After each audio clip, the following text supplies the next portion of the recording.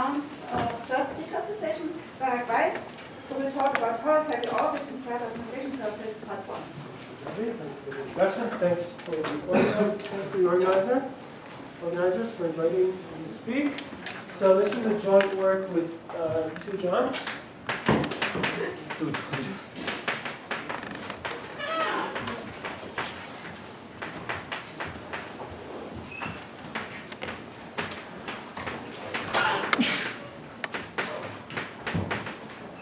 I want to start the talk by showing you a picture. Before showing you the picture, I'll just give you some background. So we've heard a lot of talks this week, and there have been a lot of interesting metaphors. We saw a hamster wheel, we saw a duck, we saw shouting across the void, we saw the ornithorync. So let me introduce the spiky fish. Down, down, down, down, down, down, down, down, down, down. Perfect. Okay, this is the hero of our work. He's looking slightly unhappy, don't you think? He's just an H1 I mean, so this isn't working. So the point is that we're going to be describing a new kind of orbit closure for the Horocycle flow in the stratum H11. And the name that we are giving to this new orbit closure is the spiky fish. And I'll gradually tell you why we call it the spiky fish and what the features are. And I should also say that this is like my talk and the subsequent talk of John are about the same project. And so I'll start and John will continue. So any questions about the spiky fish? So you should note that it has lots of spikes. And you should lots and lots of spikes. And you should also note that it's got, you should imagine that if you remove the spikes, there's some just kind of a standard, nice, clean, usual fish. Integer Hausdorff dimension left over after removing the spikes. Okay, that's it for the high-tech Just push off.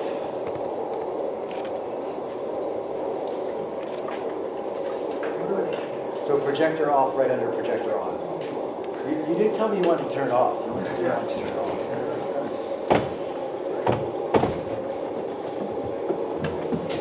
All right, so let me continue where Ursula left off and sort of remind you of what Ratner's theorem is all about. So this is a kind of a project in which we're trying to check to what extent analogs of Ratner's results, which were in the homogeneous dynamic setting, may carry over to moduli space of translation surfaces. So let me just remind you of Ratner's theorems. So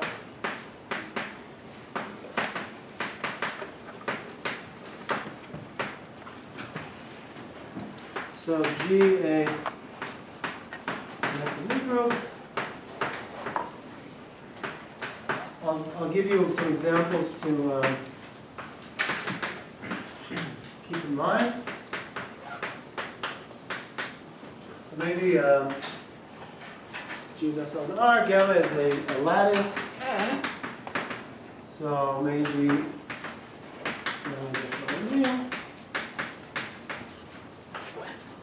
our space is the quotient. And we have a group U, which is a subgroup of G, connected U group, generated by unipotence.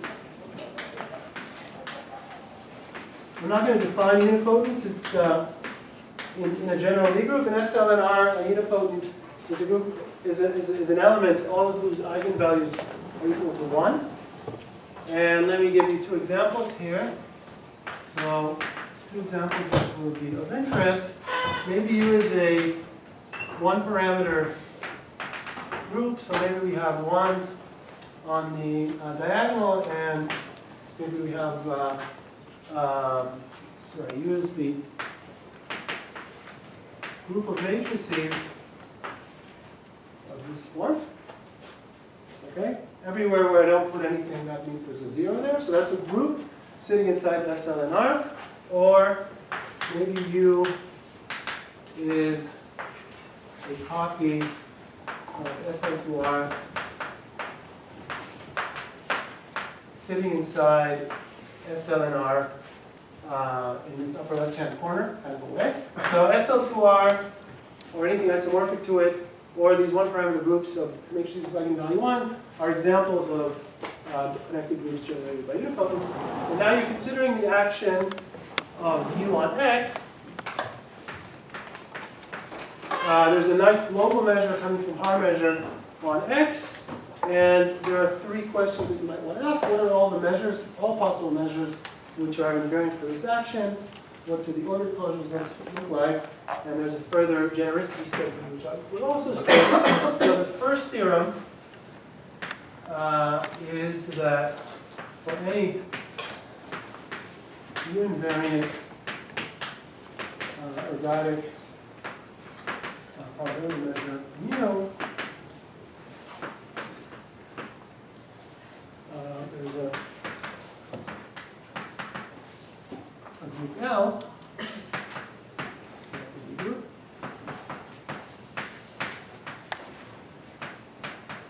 L is some intermediate group between U and G. Intermediate here means it contains U and is contained in G. It might be equal to U, it might be equal to G, so it doesn't have to be strict containment, and such that L acts transitively on the support of the measure and preserves the measure.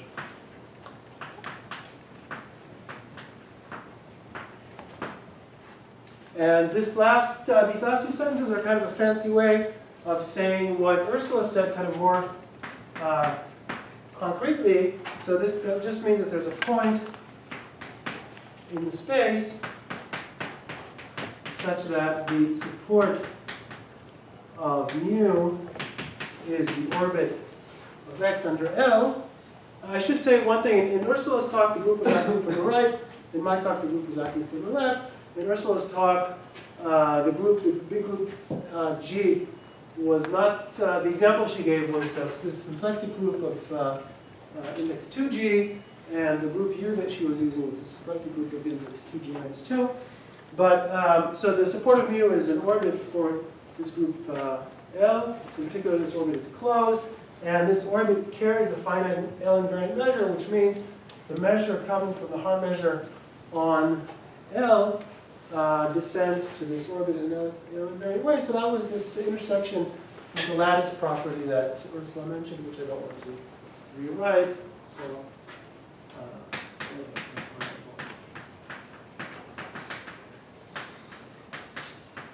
finite volume coming from Haar measure up there.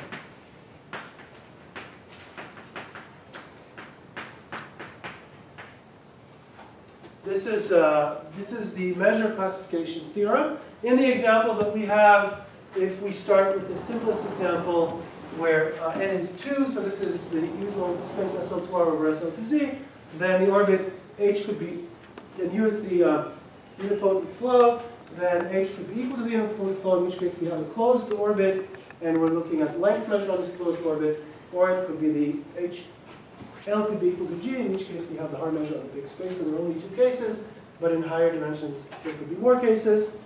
Let me just give one more example. Suppose we take this example, and we take this example, but n is 3, so we're in SL3R over SL3Z. This group could play the role of L, and this would give us some intermediate group, which was really intermediate. It wasn't equal to either of these 2 extreme cases.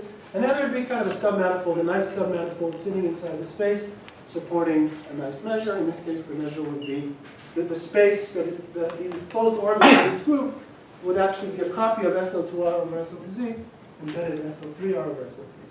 Okay, so that's the orbit closure theorem. Then the so for any x in X, there exists mu L, as in the measure classification theorem, such that the closure of the U orbit is an L orbit. So all orbit closures are those described by the measures in the previous statement. And in particular, all of them are manifolds. All of them are manifolds which have a very concrete algebraic description in terms of certain subgroups and certain relations with the lattice. And the third theorem, which is known as the genericity theorem, says the following thing. Let's assume that U is one parameter.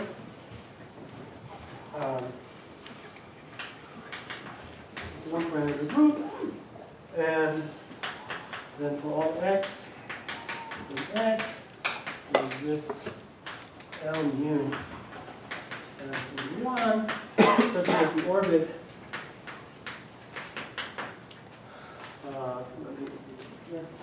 orbit U2x is a generic from U.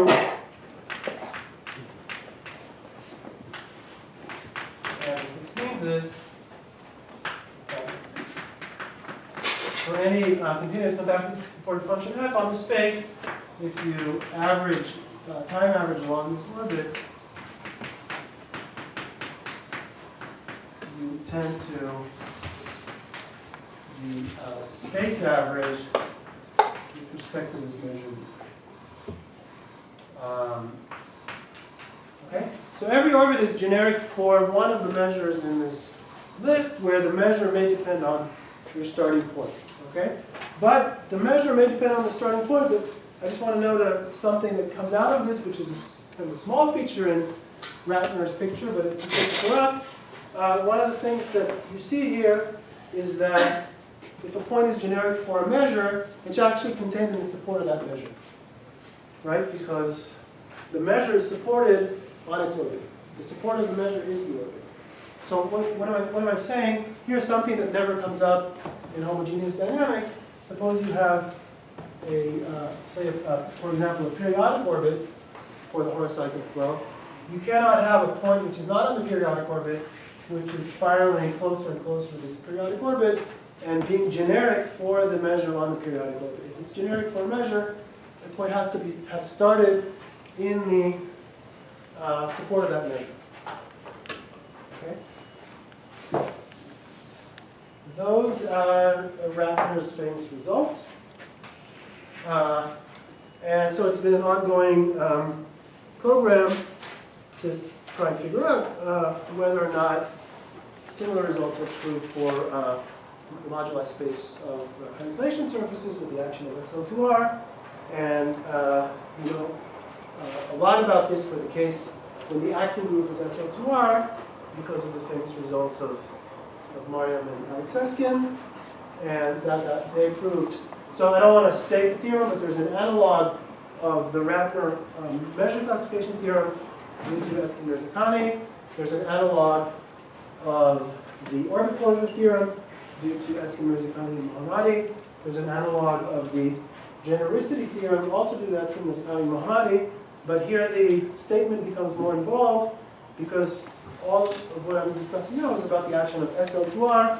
SL2R is not a one-parameter group, so you need to average along the orbit in a more interesting way if you're acting with SL2R, and Eskin-Mirzakhani-Mohommadi gives you two different ways of averaging along SL2R orbits to get exactly this kind of statement for every orbit for the SL2R action. Okay?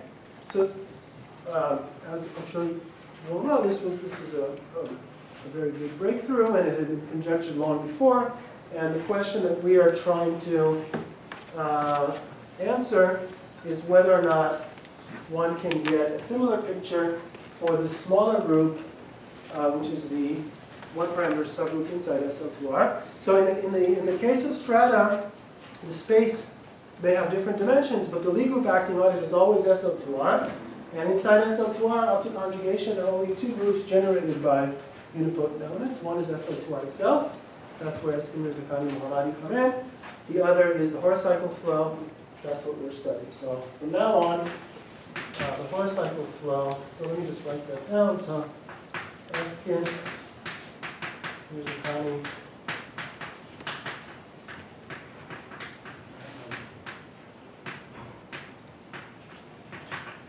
analogous results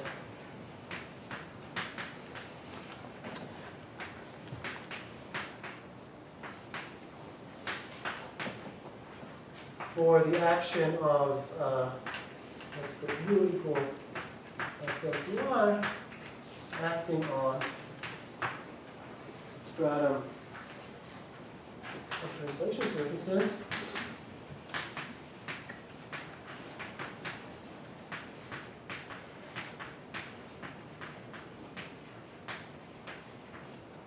And now the question we're trying to address, let U be this 2x2 group of 2x2 unipotent matrices acting on a stratum of the analogous result.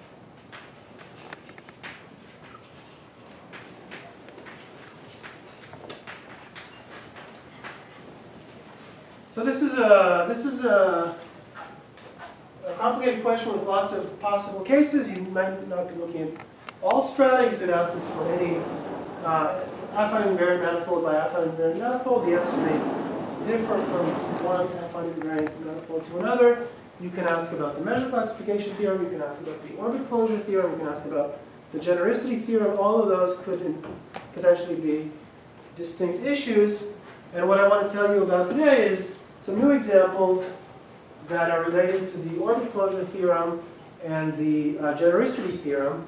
And they show that there's no analog of the Ratner results for in many situations.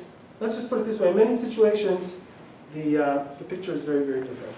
So, and the spiky fish that I showed you at the beginning is the strange new object that we're encountering as an orbit closure. So let me write down our results, and I'm going to write down 5 results.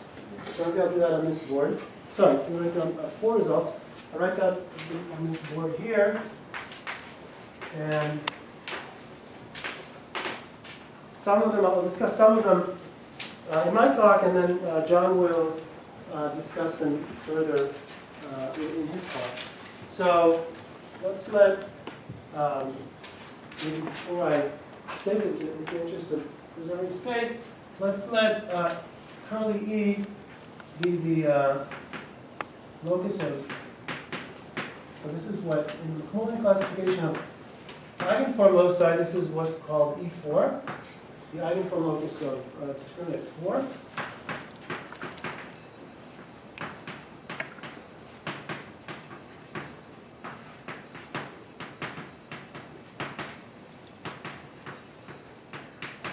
But this has a very different description, much more elementary description in terms of flat surfaces. So this is the surfaces that you get. So surfaces obtained by doing 2 tori,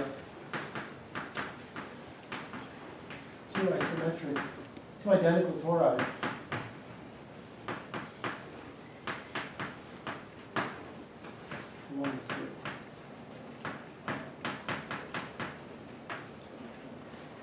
So this is an SL2I invariant closed locus.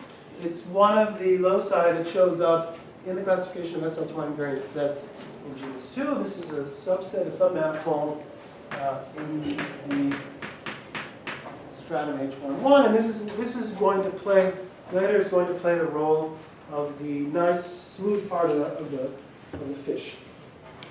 And with that notation, let me tell you the first result.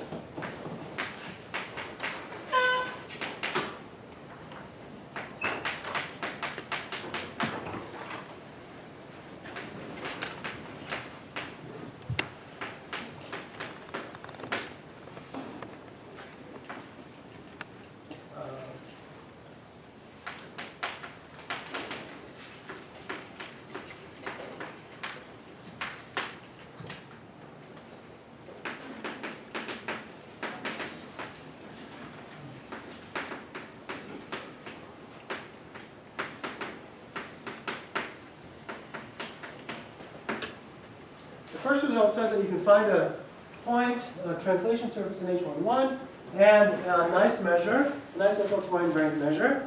And the example, actually, that nice invariant measure is going to be exactly the SL2I invariant measure on this space E.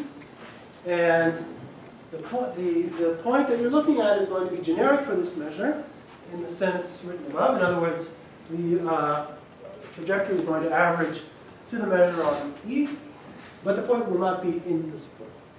So that's exactly what I told you could not happen for homogeneous dynamics.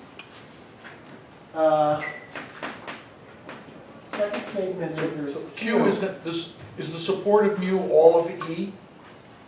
Yeah. And Q is not in E then, obviously. Q is not in E, Yeah. right? And mu is the flat measure on E, which Oh, exactly okay, means okay, that. okay. What is the flat measurement? Pardon? What's the flat measurement? So the flat measure, I didn't want to say the Kontsevich-Veach, it's the Kontsevich-Veach measure on E.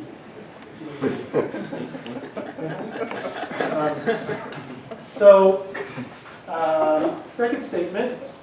So you can find a point. There's Q, which is not generic for any measure.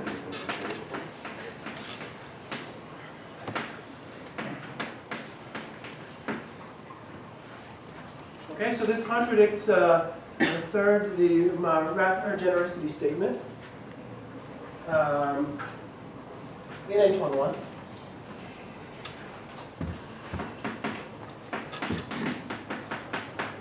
So the results we have are all fairly general. Things can be done in arbitrary strata.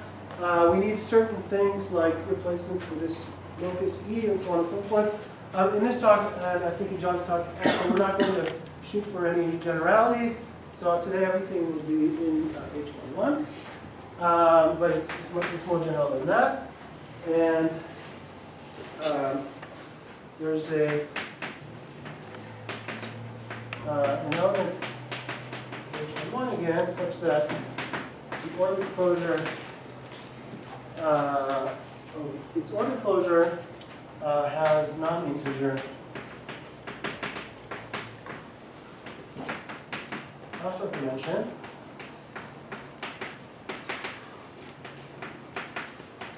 And this is the orbit that we are referring to as the spiky fish.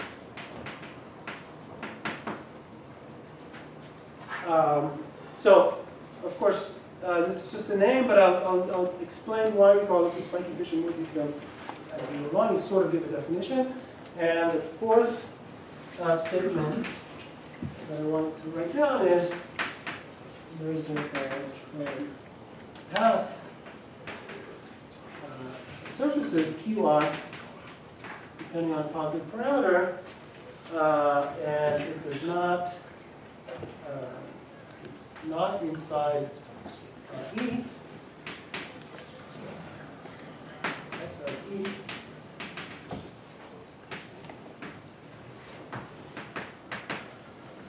So that for every R, Qi is generic for the flat measure E. And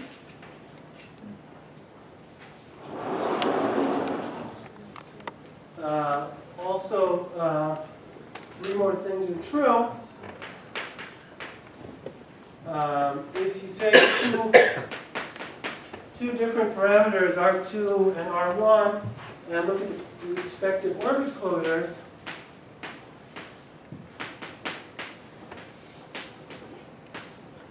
then you get proper containment. So you have this uncountable collection of properly contained orbit closures, which does not exist in homogeneous dynamics. If you intersect all these orbit closures, you get back your locus E. So when you take the parameter R be smaller and smaller, you're collapsing back over E. And if you take the union closures of these orbits. Your density.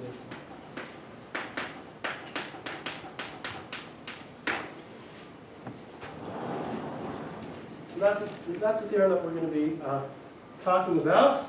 So the division of labor between John and I, roughly speaking, is that I'll be, so, A might be the least striking of these four statements, but I'll explain how to get A, and I'll set up a lot of the necessary ideas or pictures or techniques that help you get the rest of the result. And John is going to say more about, I guess, more about B and more about D. Okay? Any questions about the statement? Just, could you, the eigenformula discriminator, are the slits located in the same way inside the two tori, or are they just? Yeah, that's what I said, yeah. So let's draw a picture. We'll have a picture. So we take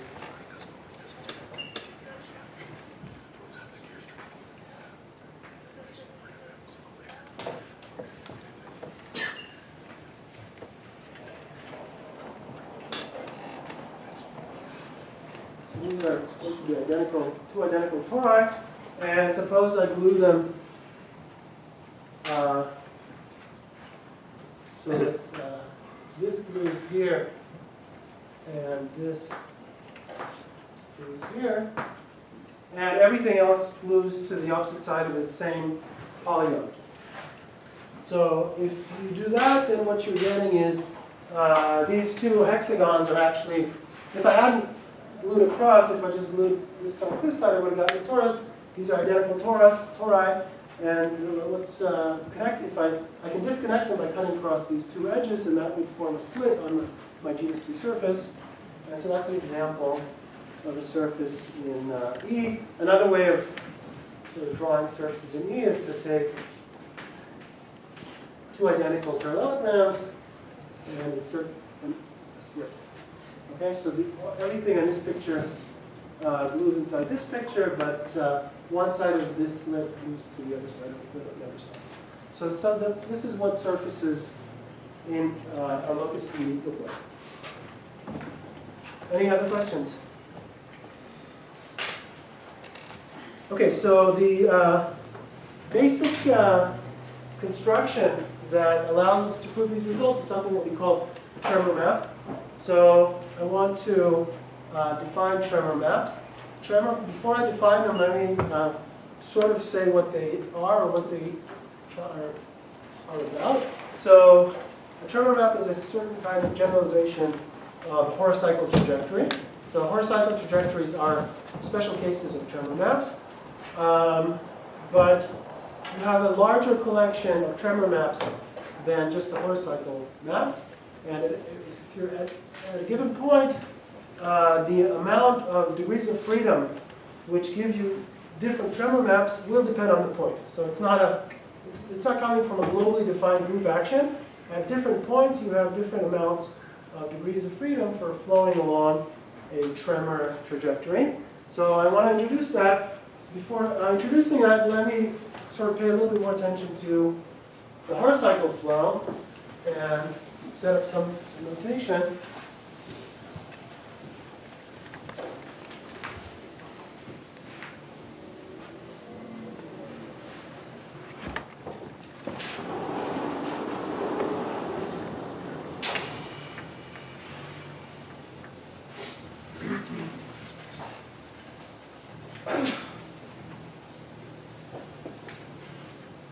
So if you're on a translation surface, you're given two natural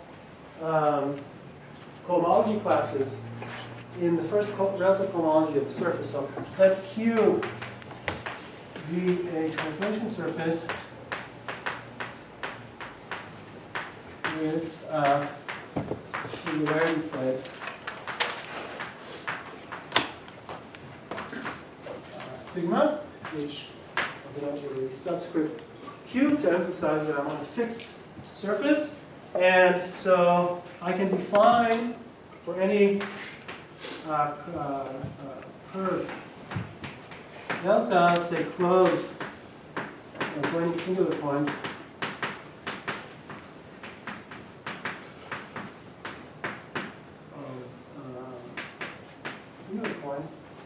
let's define the holonomy that depends on Q of this curve delta to be the integral. It's a vector in R2 where we integrate the dx and the dy length elements that you get from the translation structure along the curve. And I'll sometimes use another notation for this. This is like the x and the y coordinates of the holonomy of Q. And I can think of, so this is a number in the plane, and I can think of this map, I can think of this assignment as being a one cocycle. So this is an element of the first cohomology, first relative cohomology of Q with values in the plane, in R2. Now, I want to write down what the Horocycle flow is doing in these coordinates. And to do that, it makes sense to identify this with a fixed topological surface with fixed. So I want to move in the stratum. This is I'm just explaining period coordinates. So I want to move in the stratum. In order to move in the stratum, I need to fix a local picture of what the stratum looks like. And to do that, I think of the this vector space, this first cohomology space of an abstract topological surface with sigma, a set of distinguished points. And locally, I set up some marking, which means I locally set up this kind of an identification. And then in these coordinates, what is the Horocycle flow doing? First of all, these coordinates uniquely determine the translation surface in a small neighborhood. And if I want to know exactly what the Horocycle flow is doing, it's doing the following thing. The way the x, I'll just write down the formulas. Agree with me?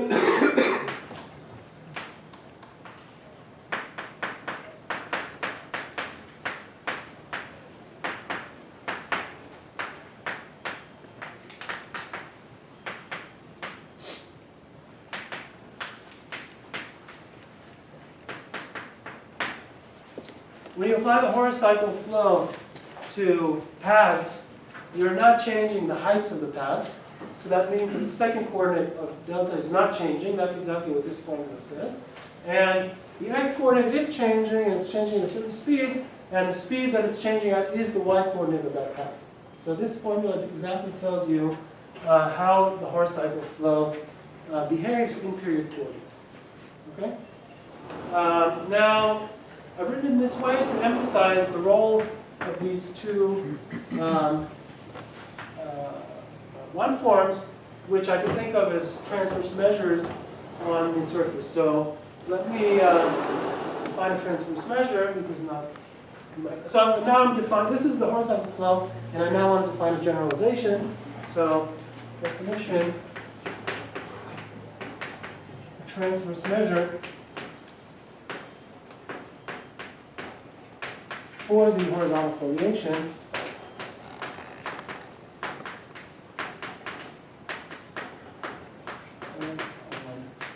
translation surface Q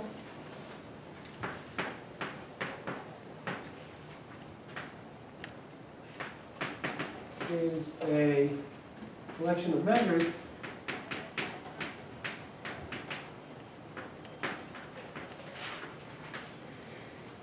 let's call them nu sub lambda, where lambda, I said lambda, I wrote gamma, so this is gamma, where gamma ranges over finite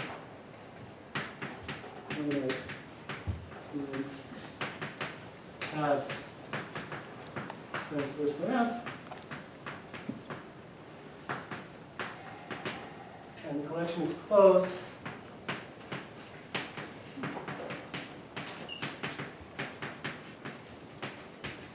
Under restriction to some arcs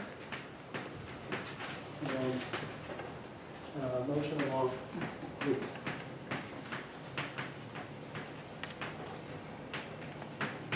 So this is a complicated way of saying I want to set up a system of objects which are measures on the surface, and I can use these measures to figure out lengths of paths. And so what are these two hypotheses? So here's a piece, maybe this is some kind of part of a polygonal representation of a surface, and on it I have, let me write down 3 different arcs. I might have this green arc, so the foliation that we're interested in is the horizontal foliation. There's the green arc.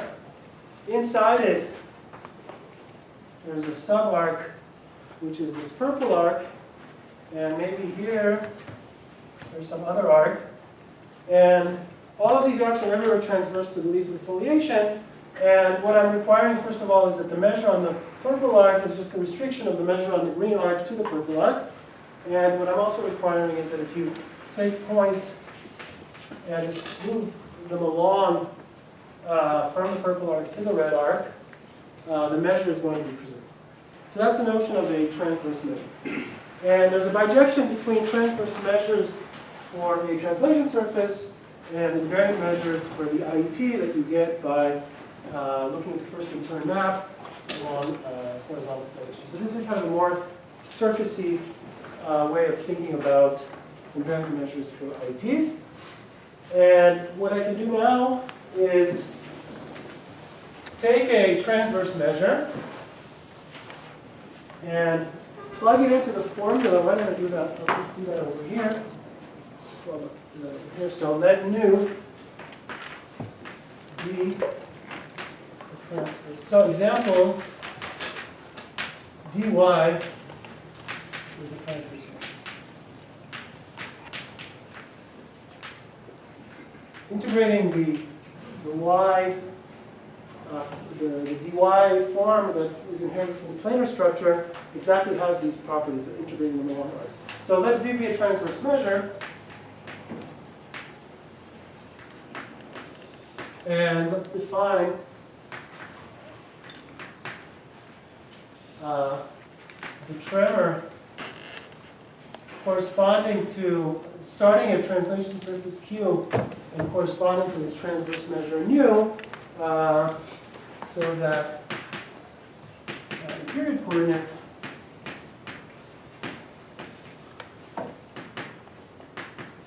we have the same formulas, except everywhere where it said dy, I just use nu. So the holonomy of the tremor guy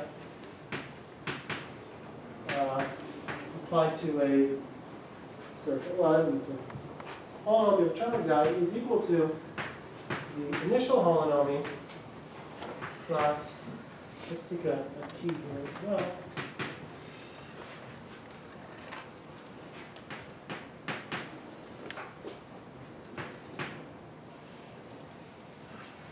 T times the integral of the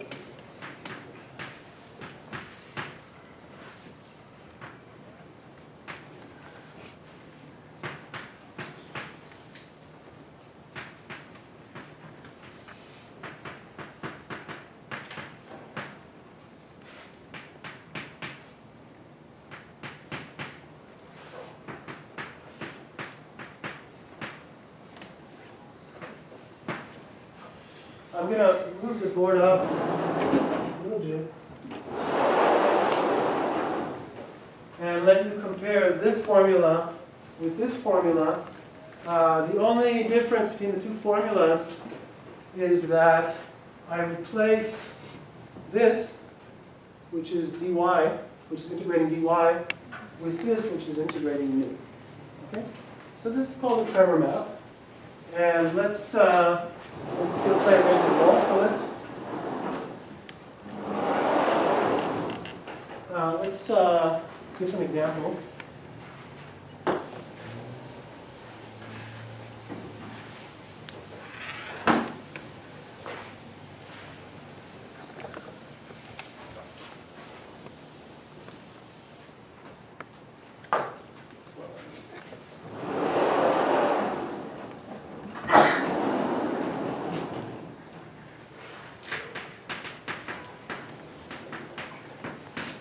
Okay, first example, which I'm not going to write down, I'll just say it. If in the case nu equals dy, you just get your old friend Horocycle field back. If nu is an integer multiple of dy, is a scalar multiple of dy, you get back your Horocycle flow, but with some kind of time change.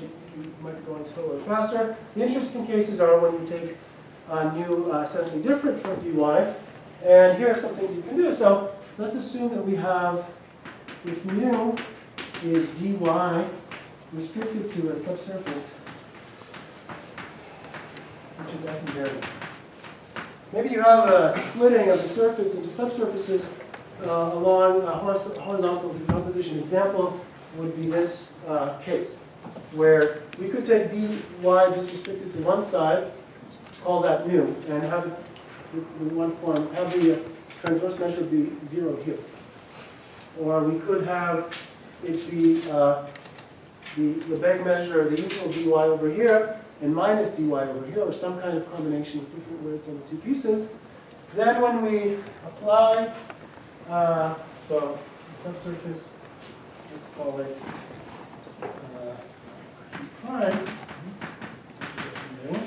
So, Barak, can we think of like Alex Wright's cylinder deformation? Yeah. So Alex Wright's, thank you. So Alex Wright's cylinder deformations are exactly, cylinder shears are exactly a special case of what I'm now writing down for the situation where the subsurface is a cylinder. But I'm not assuming that you decompose into cylinders if you have any partition. So let me just finish writing this out. So if nu is the restriction of dy to the subsurface, then the tremored surface, the time t is obtained by performing Horocycle flow on Q prime and leaving the complement of Q prime untouched. Just like Alex Wright's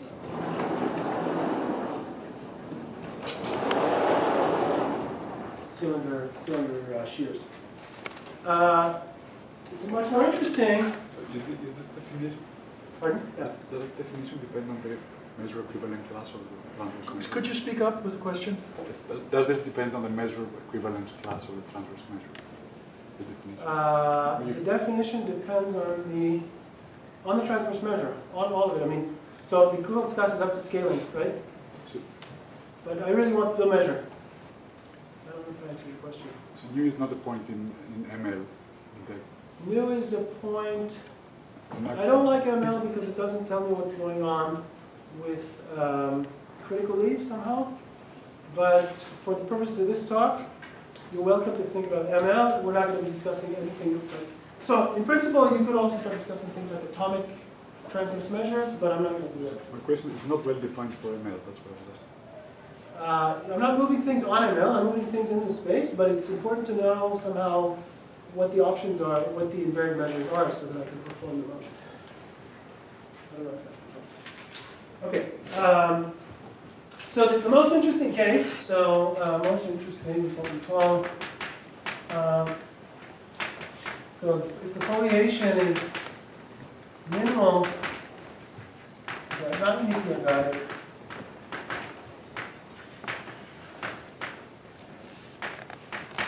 then you get something that we call eccentric tremors. That's just a name. But in all the examples that we're going to be discussing, what we do is these paths, Q sub r, what they are is we're going to start inside this eigenform locus, E, and choose a invariant measure which is not the Lebesgue measure, and tremor using that to push ourselves out of the eigenform locus.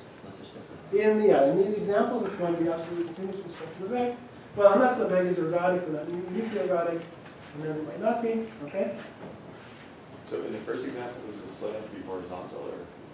Yeah. The surface should be F invariant, which implies that its boundary is also F invariant. So the boundary is just a means of slight dimensions.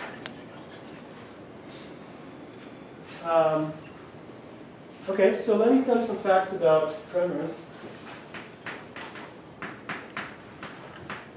So when you say F is not uniquely organic, you're picking, the tremor depends on the particular measure. So you're picking some measure other than the Lebesgue measure? Yeah, or it could be the Lebesgue measure? Or No, minimal, non-uniquely organic, mu is not Lebesgue. not a multiple of one. Okay?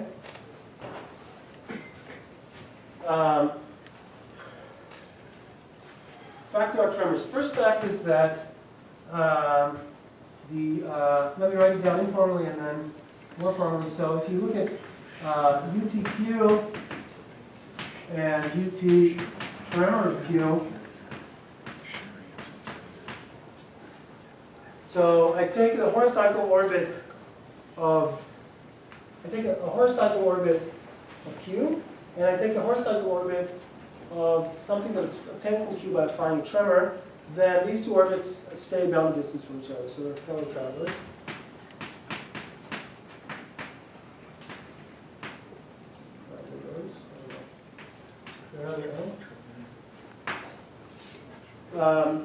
So what is fellow traveling? What's the Let me second? write down a formal statement. So this is just an informal statement.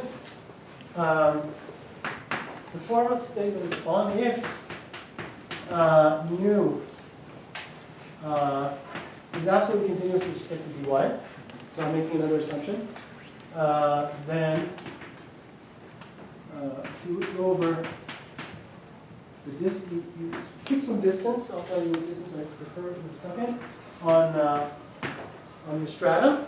And now you look at the distance between Q, mapped by the Horocycle flow, and its tremor,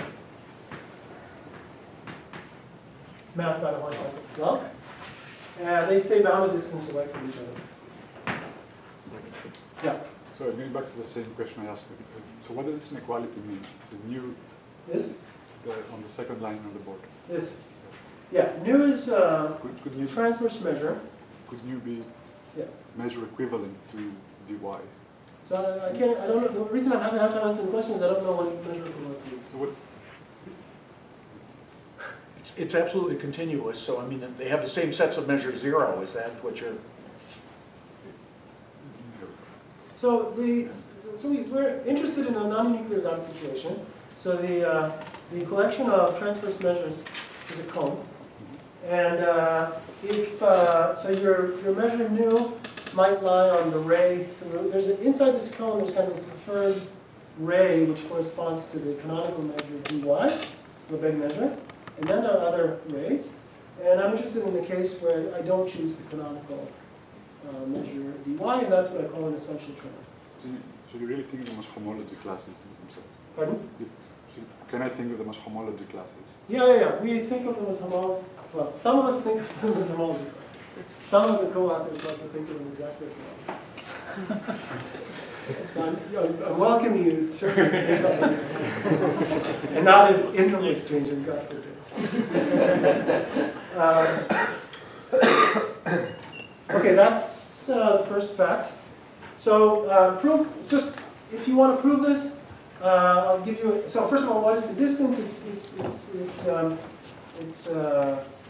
helpful. There's a very handy norm or metric on the stratum introduced in the paper of Avila, Gozell, and Yokos, which we call the sub norm. So if you use that metric, this is really a precise fact. You don't have to worry about what happens when you go near the cusp. In general, all the metrics are different on compact sets, so you can take whatever your favorite metric is and just think about what's happening on a large compact set. Okay? And yeah. When you apply the tremor, what is the time you're applying? This is, whenever I don't put anything here, I mean time 1. Okay. Just push by tremor. Okay. What distance will you? So again, so the metric, if you want this to be completely precise, use there's a metric introduced by Avila, Gozell, and Yokos. But if you only care about things coarsely, just think about what's happening on a large compact set, and just take whatever metric you like on the modular space. Okay, proof or idea of proof is, well, okay, or maybe not a proof, but this gives you an indication that this might be correct. Is just think about what's happening on the level of period coordinates. So on level of period coordinates, all we're performing is addition. Addition is a commutative operation.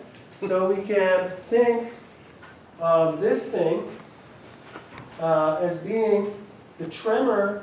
This guy is just a tremor of this guy by a fixed measure. Let me rewrite this. I can rewrite this because tremoring and, it's clear from the formulas that tremoring and Horocycling commute with each other. So this is just the same as tremoring UTQ by the same nu. So what is this? This is a surface. This is the same surface tremored by a fixed guy. So how far can a fixed guy move you? Shouldn't move you too far. That's not a proof. In fact, it's a little bit more subtle than that. But that gives you the main idea. And you're seeing another important idea here. These are commuting operations. So performing a tremor and performing a Horocycle flow are commuting. So in fact, actually the cone of invariant measures for a translation surface gives you a family of commuting things that you can do, or a cone of commuting maps that you can perform on your strata. That was factor number one. Continuity.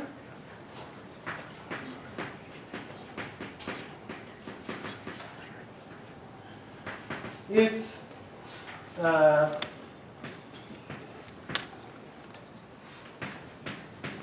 so I'm going to write something, it won't be completely precise, and then I will say in words how to make it more precise.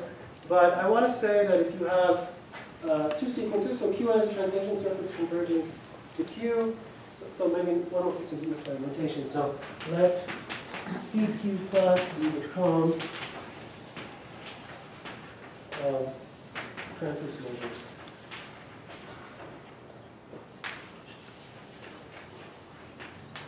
At Q, thought of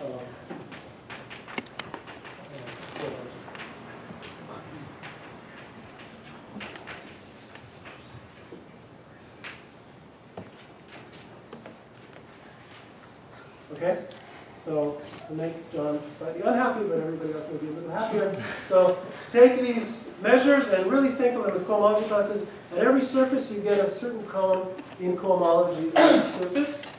And now I need that to make sense of what I'm about to say. So now, if Qn tends to Q, nu n tends to nu n belongs to CQn plus, nu belongs to CQ plus, then the tremor of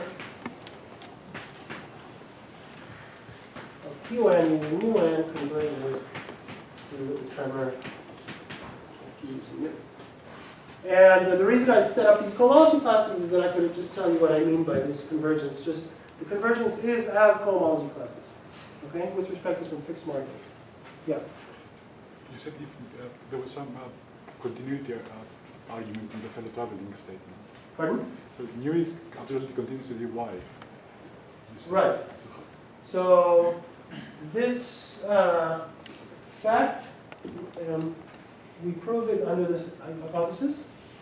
It's not always the case that nu is absolutely reducible to the dy. Just imagine a situation where dy is ergodic but not uniquely ergodic. So the cone, it's on the extreme plane of the cone.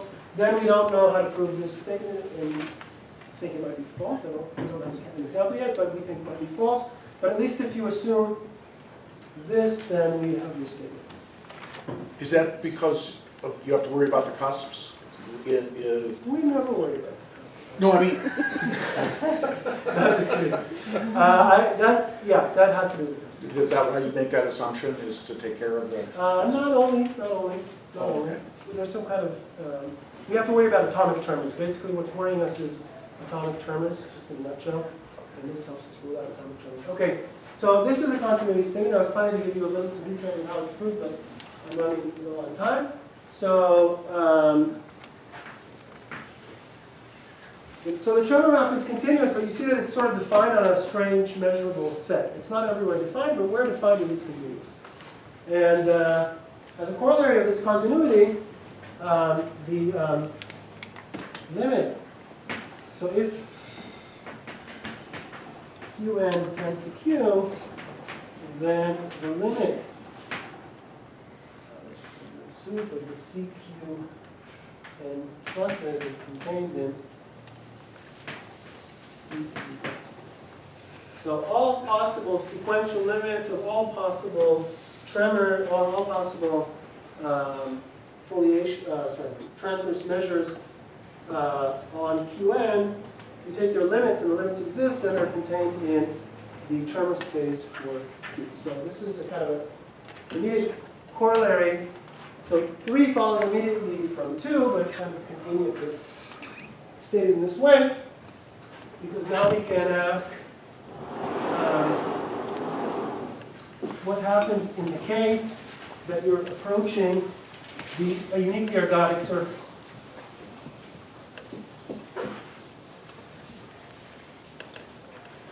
So now that suppose Qn converges to Q. Q is uniquely ergodic.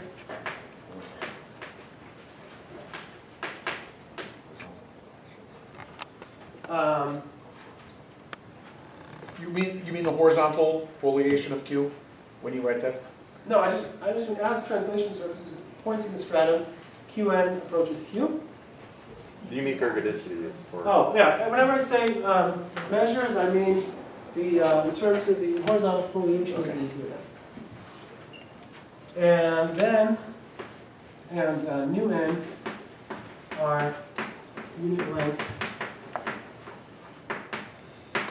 elements of this cone for Qn, then the nu n have to converge to D1. There's just no place for them to go. That's immediate.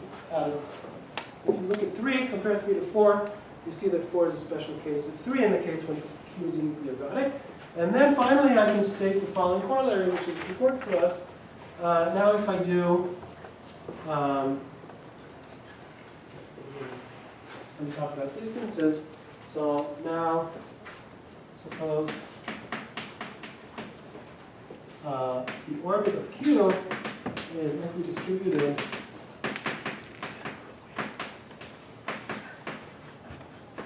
in and Q line is a tremor of some guy in Q, the same Q, and then 1 over T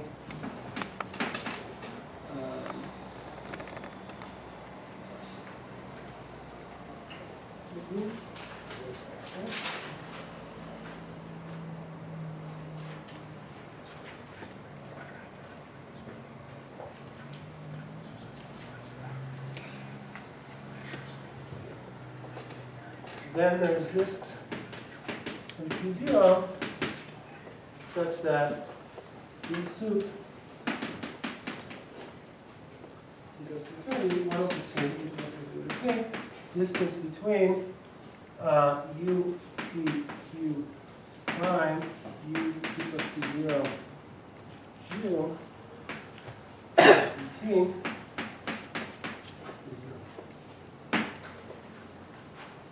So let me explain what this is saying and why it follows from the previous line and why it implies statement 8 of our theorem. And I'll do that briefly in words, and then if you have questions, just stop me. So what is it saying, first of all? So we took our surface Q. It sits inside E. So E is in E. We tremored it. That formed our Q prime. So Q prime is probably away from E to some distance. And now we are applying a Horocycle flow to both Q prime and Q. And we're saying that for almost the average distance between them is actually 0. So it's not actually the average distance between Q prime and Q, it's the average distance between Q prime and an offset of Q by some T0. Okay? Is the statement clear? I have two, let me just draw a picture. There's this is E. Here's Q inside. Here's Q prime. Now we start flowing them. So this is the trajectory of Q, trajectory under the horizontal flow. Of course, this is a multi-dimensional object. Q prime is coming closer and closer and closer to E. In fact, it's coming closer and closer to the orbit of Q.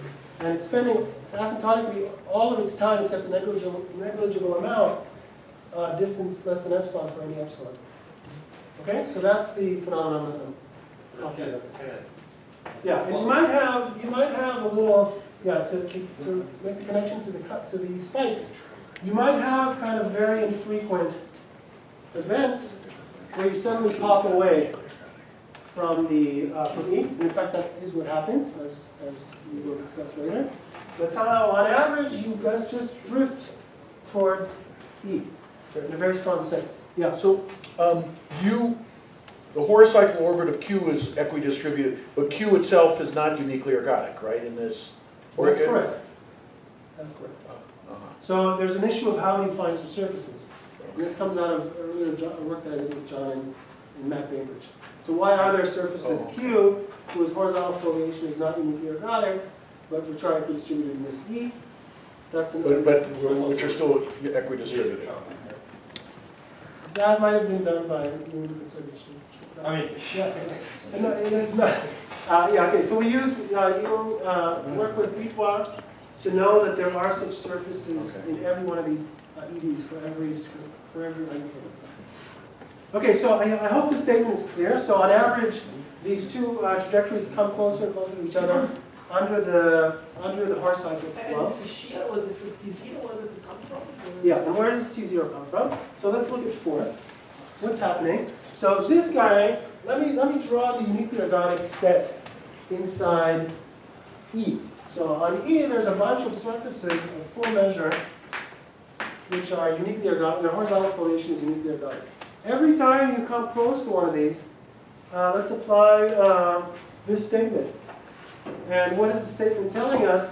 It's telling us that the direction of nu, the direction of this tremor, is actually coming closer and closer to the direction of the canonical transverse measure, which means actually, as we come close, we're just, this guy is just the same as this guy, pushed by an additional fixed offset, which is the length of nu, in the direction of the Horocycle flow. There's a tangent direction here, which is sort of what nu looks like in period coordinates. It's the map taking you from here to here. It's always a fixed nu, but because of statement 4, most of the time it's confined to some kind of very small and narrow simplex, so a narrow cone. The cones are shrinking down. If you're close to, whenever you're in the red set, this offset is very close to being And the zero. spikes happens outside. And the spikes are on this very infrequent set where you're where you're far away from the uniquely ergodic guys. Okay, so that's an indication of statement 5.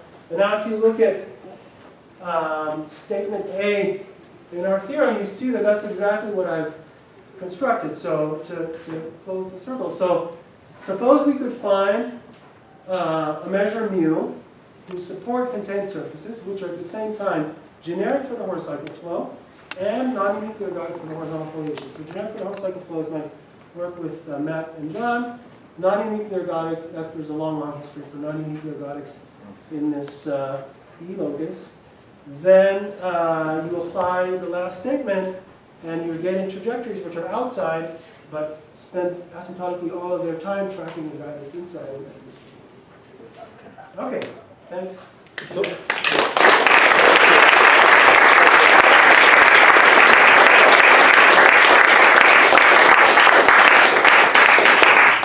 there's some questions. could you connect that to the fish, just the initial picture? So the fish is the nice meaty part of the fish, what you get when you're cooking it up, unless you're making spike soup, is this set E. And these spikes are where you go when your trajectory is not close to uniquely ergodic guy, which is what I guess John will be discussing. So whenever you have good approximations to the surface in some technical sense, by surfaces which are not uniquely ergodic, then you can prove that this other trajectory actually pokes away to some distance. And this poking away phenomenon makes the orbit closure exhibits these spikes, what we're calling spikes. And maybe John won't have time to say too much about that. I don't know. But in any case, the point of statement C is that we can actually show that the Hausdorff dimension of the union of all of these spikes for some of these orbits makes an actual contribution to the Hausdorff dimension, pushes it away from the dimension. Any other questions? Yes. So is that, do you have like an estimate for the size of spikes as, you know, how So big the different trajectory, for all we know at this point, we're pretty confident, but we don't have proof. Different tremors are going to give you different surfaces, and those different surfaces, their orbit closures will contain different amounts of spikiness. We don't need to know that we don't know that they all are sort of equally spiky. But what we can prove, and that's basically the content of statement C, we can put a kind of a cap on how spiky can it ever get, the worst possible or the best possible, depending on what you do. And we have an argument showing that this upper bound can actually be attained, and when you attain that upper bound, you really have created a new, a bigger object in terms of Hausdorff dimensions. Yeah. Is there an analog of the theorem for the I can't hear you. Is there an analog of the theorem for the earthquake flow? For the earthquake flow. We haven't gotten there yet, but presumably there's a lot of connections, so it's be very interesting to test. And actually the terminology tremor comes from the earthquake flow. A lot of this is really closely influenced by thinking about the earthquake flow. So I don't know, but it's a good question. Yeah. So can you say something about how much bigger the Hausdorff dimension is than the dimension of E? Is the contribution like dimension of E plus epsilon, or do you get like... The contribution is dimension of E plus a half plus some plus X, where X is strictly smaller than a half and maybe zeros. Yeah, I mean, we get, so you know that the non-uniquely ergodic guys are Hausdorff codimension 1/2 on this space E, and we can get a trajectory that sort of picks up all of them somehow. At least, yeah. Can you give an example of a tremor which is different from cylinder deformation? Just some sort of visible example, preferably. Yeah, I can give you a visible example. Minimal and non-uniquely ergodic. Yeah.